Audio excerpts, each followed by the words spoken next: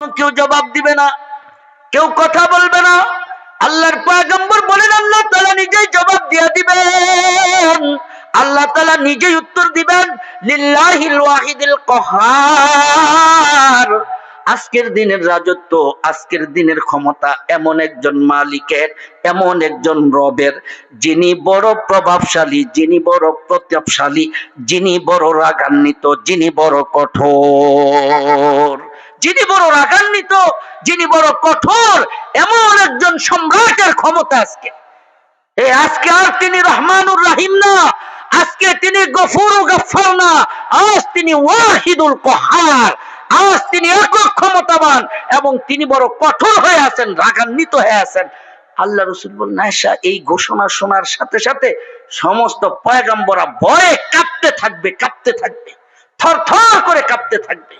এবং পয়গম্বররা আল্লাহর সিজদায় পড়ে যাবে হাসরের মাঠে, আবার সিজদা থেকে উঠবে, আবার হাত উঠে বলতে থাকবে, রব্বি নফসি, রব্বি নফসি, রব্বি নফসি, রব আমারে বাঁচান, আমারে বাঁচান, আমারে বাঁচান। পুরা ময়দানে মাহশরে এক আওয়াজ, আমারে বাঁচান, আমারে বাঁচান। নবীরা, আল্লাহর পয়গম্বর বলেন, আয়েশা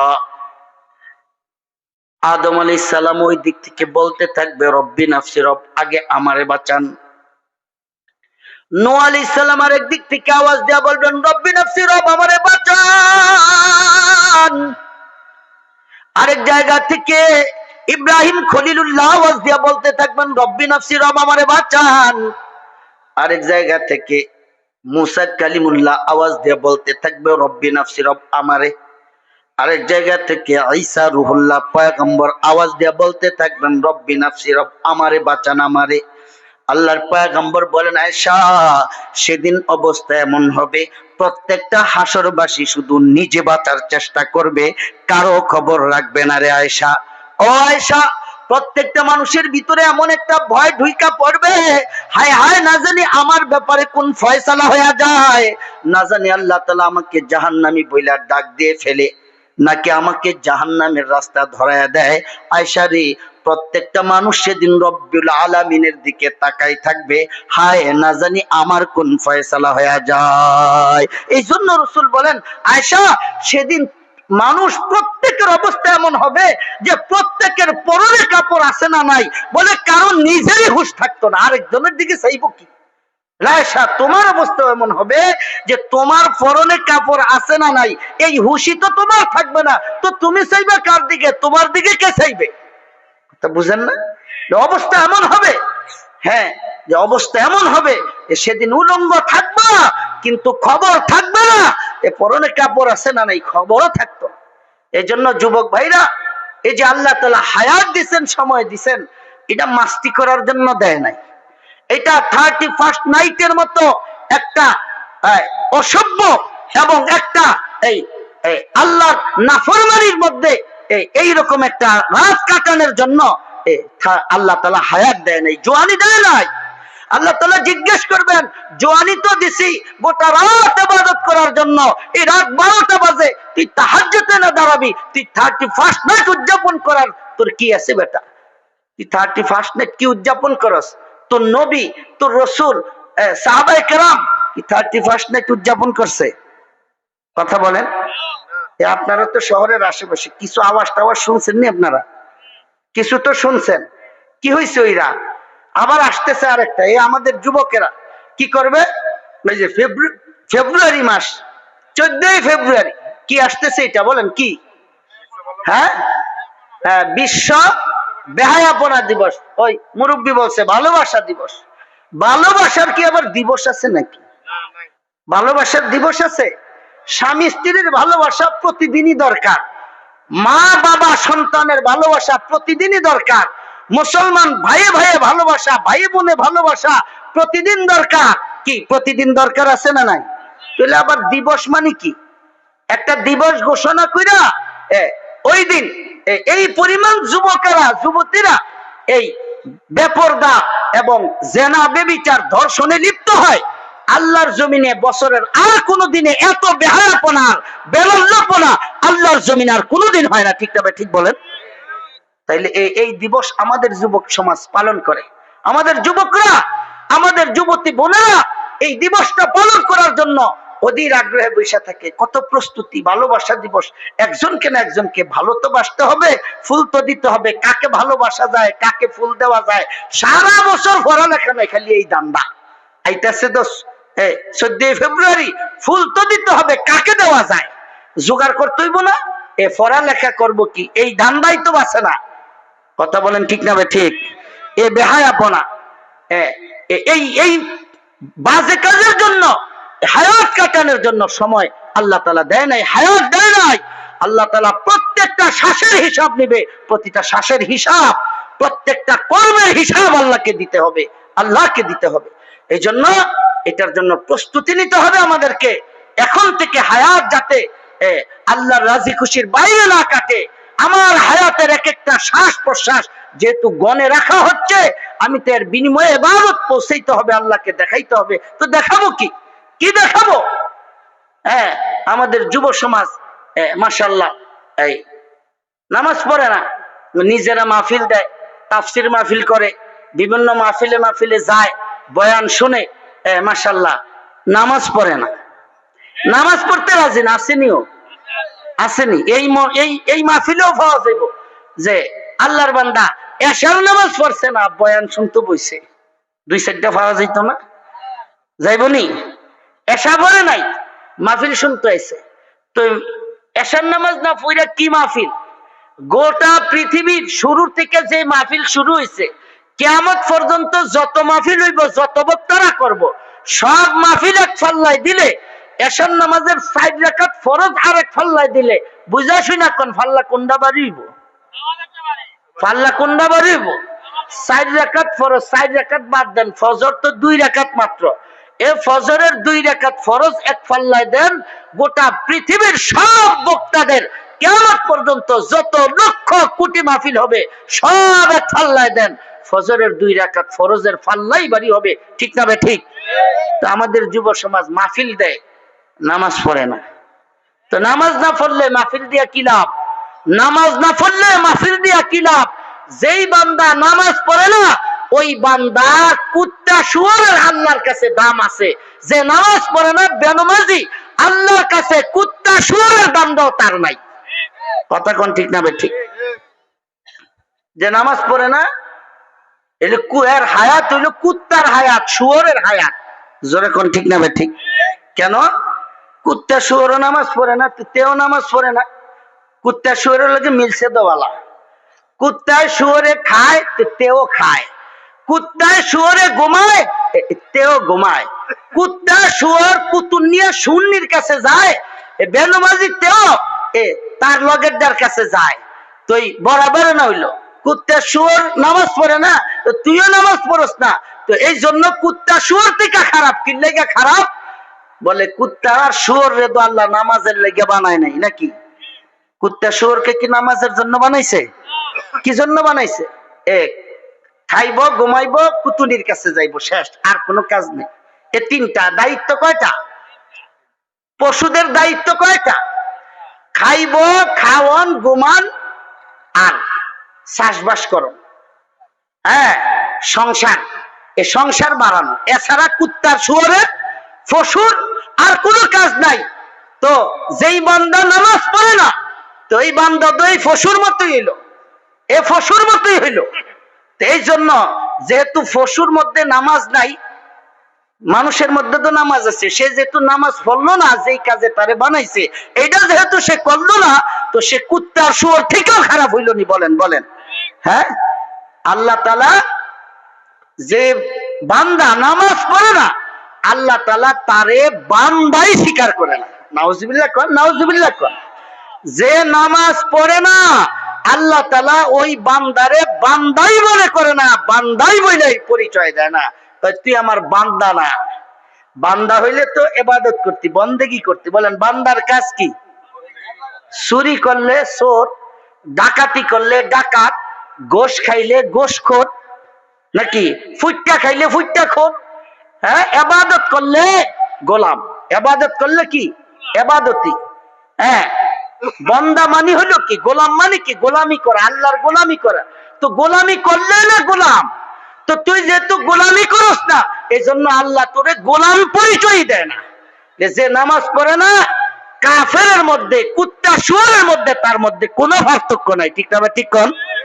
আল্লাহ রসুল স্পষ্ট বলছেন, যে যুবকেরা নামাজ পড়ো না, বা যেই বড় হয়ে গেছে, যুবকদের থেকেও বড়, নামাজ পড়ে না, আসেনি আরো অনেকের বয়স দাড়ি মারি ফাইকা গেছে, এইরকম মানুষ আমরা চিনি, দাড়ি ফাইকা গেছে, মাগার নামাজ পড়ে না, আসেনি আছে, সংখ্যায় কম কিন্তু আসেনি। তার কত বড় ফোড়া কপাল, তার কত বড় ফোড়া কপাল। আল্লাহ কুদরতি পাও বিছাই দিয়া ডাকে, আয় বান্দা, এটা তোর রবের পা, তোর মালিকের পা, এখানে সেজদা লাগা, দামি হয়ে যা। তে সেজদা লাগাইতে পারে না আল্লাহর কুদরতি পায়ের মধ্যে। তার মতো ফোড়া কপাল, তার মতো অলক্ষী, তার মতো কুলাঙ্গার আল্লাহর জমিনে নাই। কথা কন? তার মতো কুলাঙ্গার আল্লাহর জমিনে নাই। তুই আল্লাহর বান্দাও না, তুই কুলাঙ্গার, তুই অলক্ষী, তুই শুয়োর কুত্তা থেকে খারাপ। তুই তোর পরিচয় হইল কাফেরের মতো। কার মতো? আল্লাহ রসুল বলছেন, আল্লাহ রসুল বলছেন, قال رسول الله صلى الله عليه وسلم العهد الذي بيننا وبينهم الصلاة فمن تركها فقد كفر। আল্লাহর পয়গম্বর ফরমান, ইমানদারদের মাঝে আর কাফেরদের মাঝে আল্লাহর একটা অঙ্গীকার আছে। ইমানদারদের ভিতরে আর কাফেরদের মাঝে আল্লাহর একটা অঙ্গীকার আছে। সেই অঙ্গীকারটা হলো নামাজ। অর্থাৎ ইমানদার নামাজ ছাড়া ইমানদার থাকতে পারে না। আর কোন কাফের জিন্দেগিতে নামাজ বিশ্বাসও করে না, পড়েও না। ঠিক না বে ঠিক? তাইলে নামাজ না পড়াটা এটা কি ইমানদারের কাজ না কাফেরের কাজ? বলেন। তাইলে কোন ইমানদার যদি নামাজ না পড়ে, তার কাজটা কার সাথে মিলল? কাফেরের সাথে। তাইলে তার পরিচয়টা কি ইমানদার না কাফের? কি? আল্লাহর পয়গম্বর স্পষ্টই ফতোয়া দিয়েছেন। আল্লাহ রসুল বলছেন, ফামান তারকাহা ফাকাদ কাফারা। রসুল বলেন, যেই বান্দা ইচ্ছা কইরা নামাজ ছেড়ে দিল, ইচ্ছা কইরা নামাজ পড়লো না, আল্লাহর পয়গম্বর বলেন ফাকাদ কাফারা, সে কাফের হইয়া গেল। তার মানে তার কাজটা কাফেরদের সাথে মিলে গেল। অতএব তার হাসর নসর সব কাফেরদের সাথে হবে। নাউজুবিল্লাহ। বলেন নাউজুবিল্লাহ। এই জন্য কিতাবের মধ্যে আছে, কোন বেনমাজিকে যদি কেবলামুখী কইরা কবরের ভিতর রাখা হয়, মাটি দিয়া 40 কদমও আসতে পারে না, ফেরেশতারা ওই বেনমাজির চেহারাটা কেবলার উল্টা দিকে ঘুরে দেয়। নাউজুবিল্লাহ বলেন। জিন্দেগিতে তো কেবলামুখী হস নাই। ফজরে আল্লাহ তাআলা আযানের ব্যবস্থা করেছেন, দেখেছেন? ফজরের আযানের জবাব তো দেশ নাই। জোহরে আল্লাহ তাআলা তোকে ডাকছে, জোহরের সময় আসস নাই। আসরে তোকে ডাকছে, আসরে তুই আসস নাই।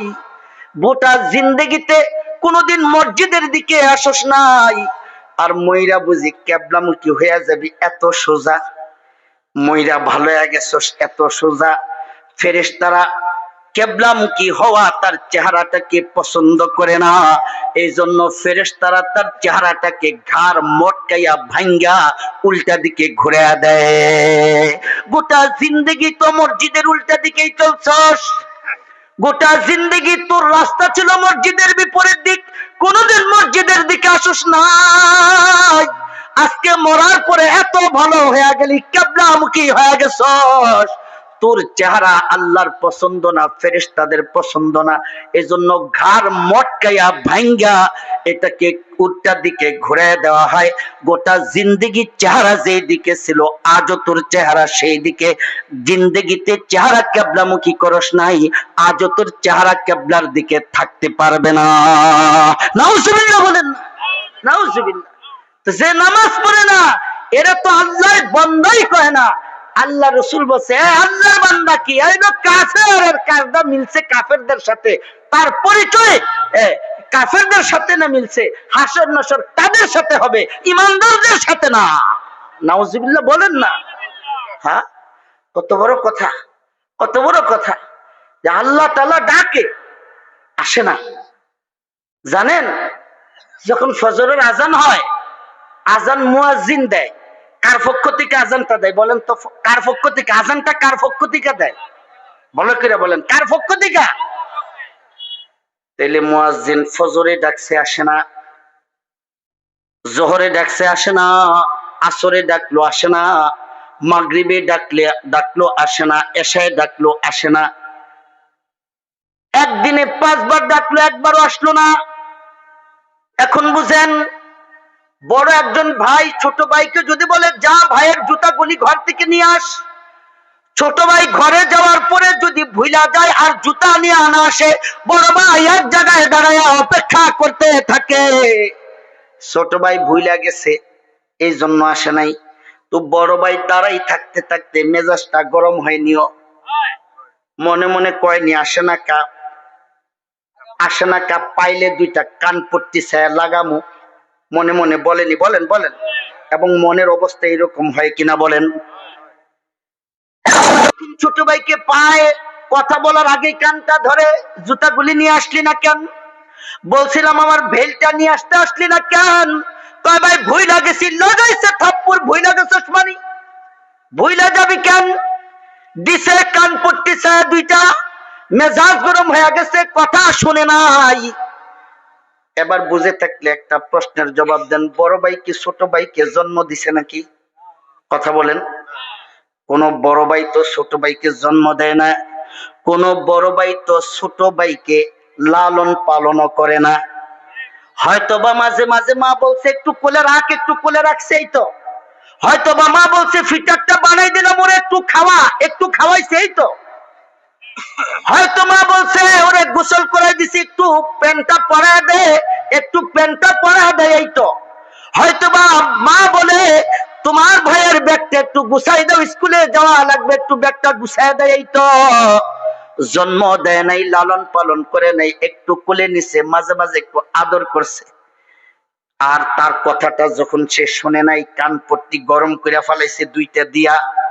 আর যে আল্লাহ আমাদেরকে, আমাদের হায়াতের মালিক, মৌতের মালিক, আমার জান্নাতের মালিক, আমার জাহান্নামের মালিক, আমার প্রত্যেকটা শ্বাসের মালিক, আমার চোখের মালিক, আমার ব্রেনের মালিক, আমার কানের মালিক, আমার জবানের মালিক, আমার দিলের মালিক, আমার হাতের মালিক, আমার পায়ের মালিক, আমার সম্পদের মালিক, যিনি আমার সবকিছুর মালিক, যিনি প্রত্যেকটা শ্বাস আর প্রশ্বাস আমাকে বিনা হিসাবে, আমাকে বিনা টাকায় আমাকে সরবরাহ করতেছেন, তিনি 2টা কুদ্দুতি পা বিছাই দেয়া যখন মুয়াজ্জিনের মাধ্যমে ফজরে ডাকাইলো আসলাম না, জোহরে ডাকাইলো আসলাম না, আসরে ডাকাইলো আসলাম না, মাগরিবে ডাকাইলো আসলাম না, এশায় ডাকাইলে আসলাম না, তাইলে বলেন মালিকের মেজাজটা তখন ওই বান্দার উপর কি হয়ে যায়?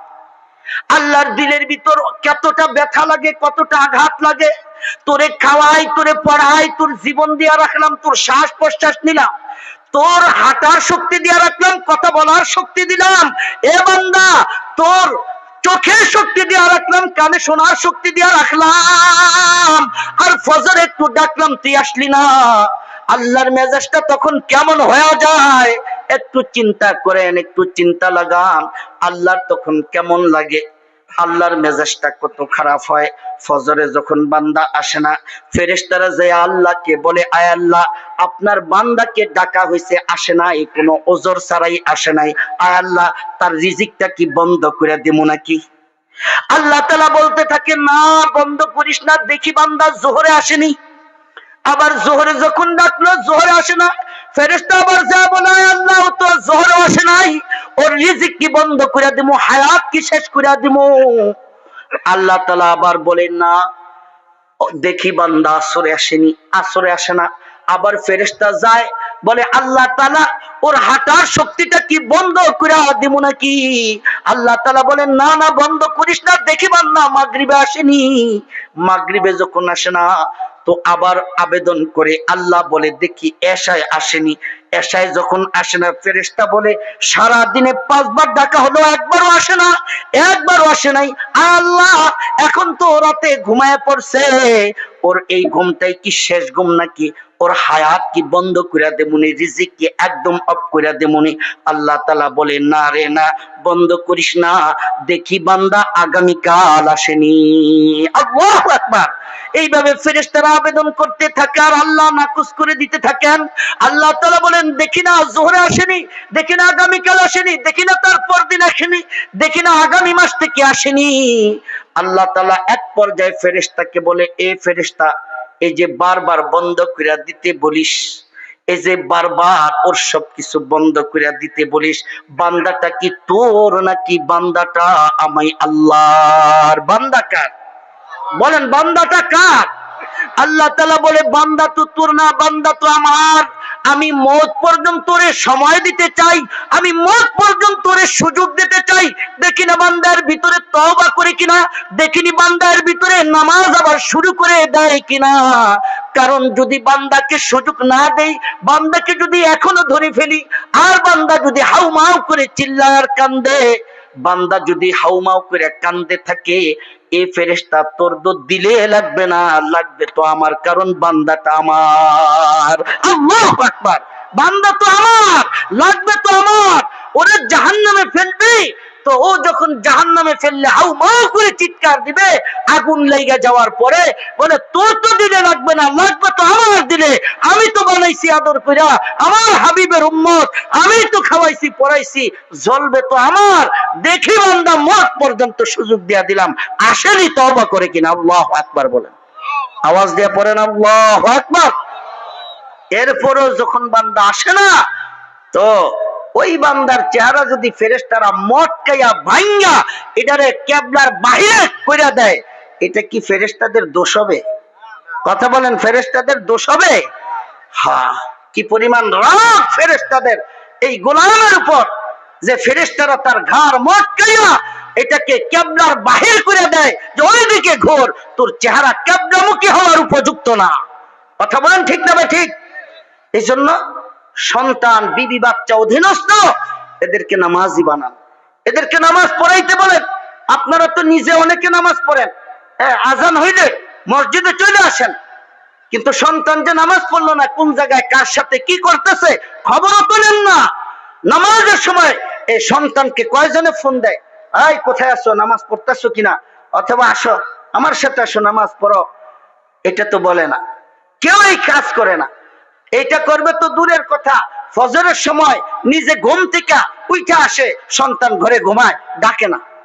মা, অনেক মা বাবা আছে ইচ্ছা করে ডাকে না, কেন? আমার ভূতে অনেক দেরি করে শুইছে, এখন ডাক দিলে আমার ভূতের ঘুমটা নষ্ট হয়ে যাইব। আমার ভূতের কি নষ্ট হয়ে যাইব? কথা বলেন না, কি নষ্ট হয়ে যাইব? তো ঘুম নষ্ট হয়ে যাইব দেখি আপনার এত কষ্ট, আপনার ভূতের যে আখেরাত নষ্ট হইয়া যাইতেছে, আপনার কষ্ট লাগে না? কি আপনার ফুল আর যে আখেরাতটা নষ্ট হয়ে যাইতেছে, একটু ঘুমে কষ্ট হইব, একটু ঠান্ডা পানি দিয়ে ওযু করবো ফুতে, এর লেগে ফুতেরে আপনি ডাক দেন না, ফুতে আরেকটু ঘুমা, ফুতে ঘুমাইলে ঘুমটা ফুইরা লোক, ফুতের ঘুমটা যেমন ফুরতাছে, ফুতের আখেরাতটা ফুইরা নষ্ট হইতাছে। কথা কয় না? কথা কয় না? ফুতের আখেরাত তো নষ্ট হইতেছে না। হ্যাঁ, আখেরাতে জাহান্নামের লাকড়ি বানাইবো আল্লাহ আপনার ভূতের। কি বানাইবো? জাহান্নামের লাকড়ি, লাকড়ি বানাইবো জাহান্নামের। জাহান্নামের আগুনের ফাওয়ার বানানোর লাগে আস্তে আস্তে মানুষ আল্লাহ ঢুকাই দিব জাহান্নামের লাকড়ি হিসাবে। নাউজুবিল্লাহ কইতেন না? কে কে চান যে আপনার ফোলারে আল্লাহ লাকড়ি হিসেবে জাহান্নামে দেখ? চাননি কেউ?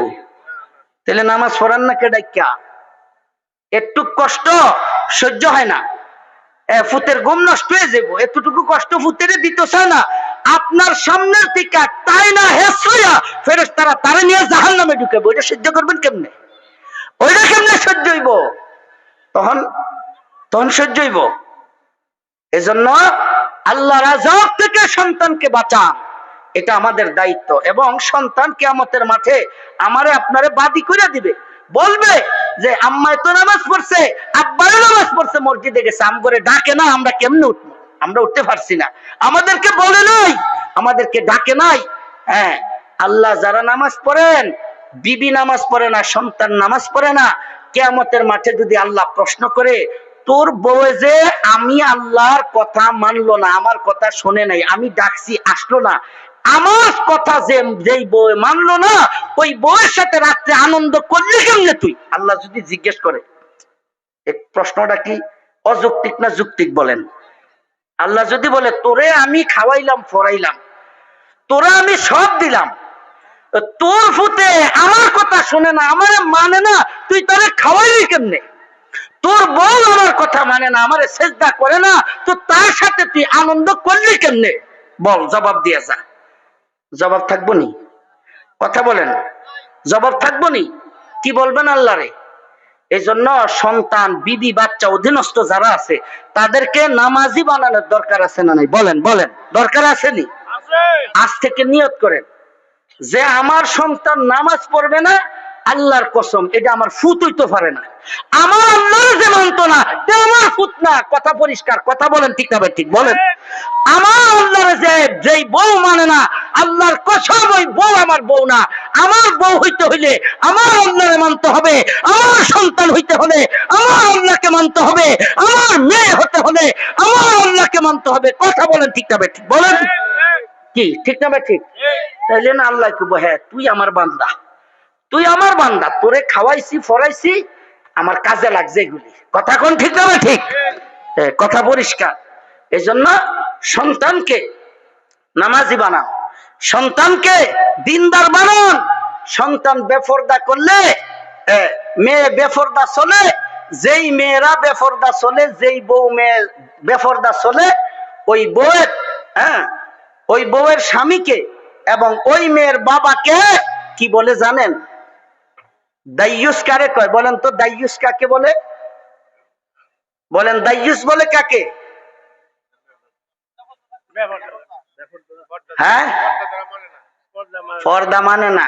যে মহিলা ফর্দা মানে না, এই মহিলা দাইয়ুস। হ্যাঁ, এটা আমাদের ভুল। বলেন, এটা আমাদের কি?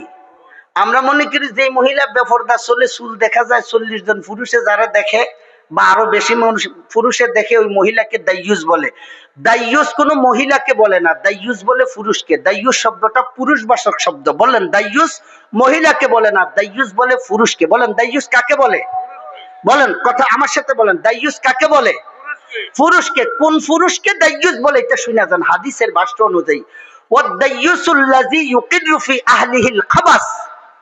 দাইয়ুস বলা হয় ওই পুরুষকে যেই পুরুষের অধীনস্থ মেয়ে হোক, বিবি হোক, ছেলে হোক, অশ্লীল চলে, পরিবারের মধ্যে অশ্লীলতা ভাবে চলে, অশ্লীলতার সাথে চলে, অশ্লীলতা জিয়াইয়া রাখে, ওই পুরুষে বাধা দেয় না। এবার বউয়ে এবার বউয়ে এবার বন্ধু সবার লগে হ্যান্ডশেক করে, সবার লগে বয়, সবার লগে উঠে, সবার সামনে যায়, সবারে নাস্তা দেয়, সবার নাস্তা খায়, সবার লগে খুব ফ্রি। এবারে মনে করে যে না আমার বউ স্মার্ট, সবার লগে ফ্রি, আমার বন্ধুরা খুশি।